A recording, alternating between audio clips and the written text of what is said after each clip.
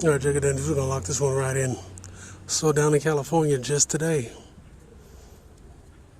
a young hero got maximum emergency compensatory action against two rivals after a black man was shot in the back for, I guess, not having his bike helmet or some BS misdemeanor.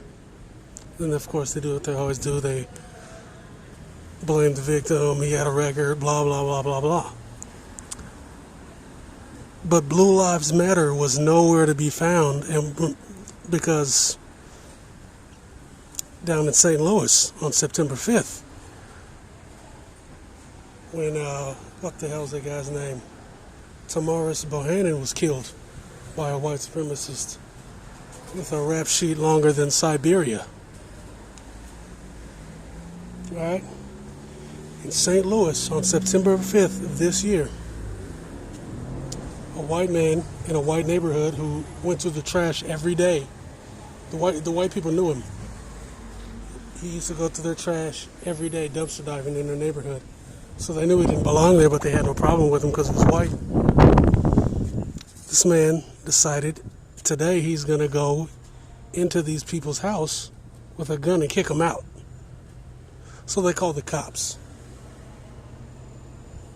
White dude starts blasting on the cops. He kills the black man, injures two other cops. Okay? So he's resisting, flat the fuck out, but of course he was taken in without incident. Blue Lives Matter was completely silent on that. You want to know why? Because Blue Lives Matter is code for white supremacists. That's all it is. It's White Lives Matter. That's all Blue Lives Matter really means.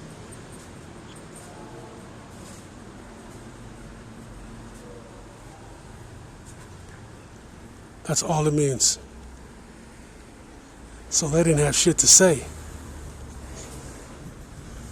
Now, of course, when I point that out, it's going to be that I'm race baiting, even though this is racism. They shot that innocent black man in the back riding his damn bike.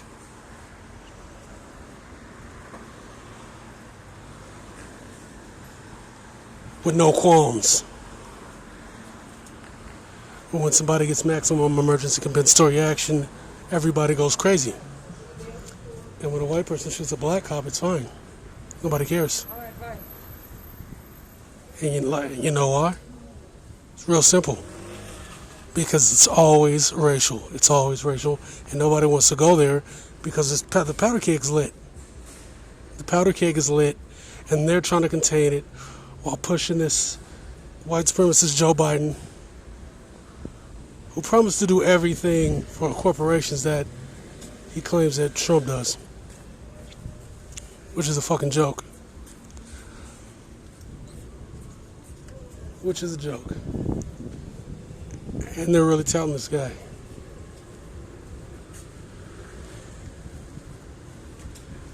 And I really don't understand why, because he's no better. It's not like a real option. And then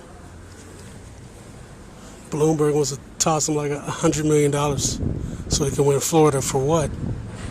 For what? You could take that money and help all those unemployed people down in Florida who get like $100 for unemployment and they're getting kicked out of their homes instead of trying to help a goddamn piece of garbage like Biden win.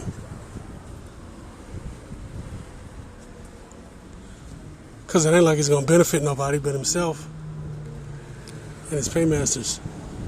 But at the end of the day, yeah, this is BS. Tamarris Bohannon isn't even acknowledged. Blue Lives Matter doesn't care because it's a white person. So as far as they're concerned, they're probably on the side of the white supremacists that killed this guy, who has a massive rap sheet.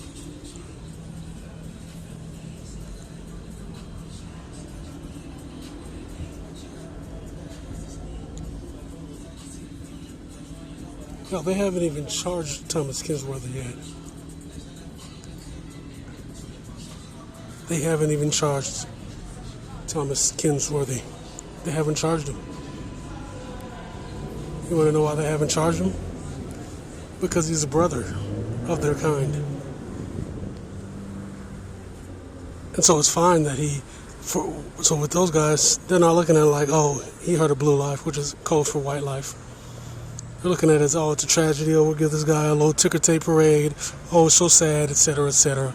That's how they're looking at it. Meanwhile, down in California, you got the president weighing in, because we already know Trump's a white supremacist, already broke that down. And so, yeah. Make sure that code's in effect, by the way, to the community. Make sure the code's in effect. That's all I got to say, bitch.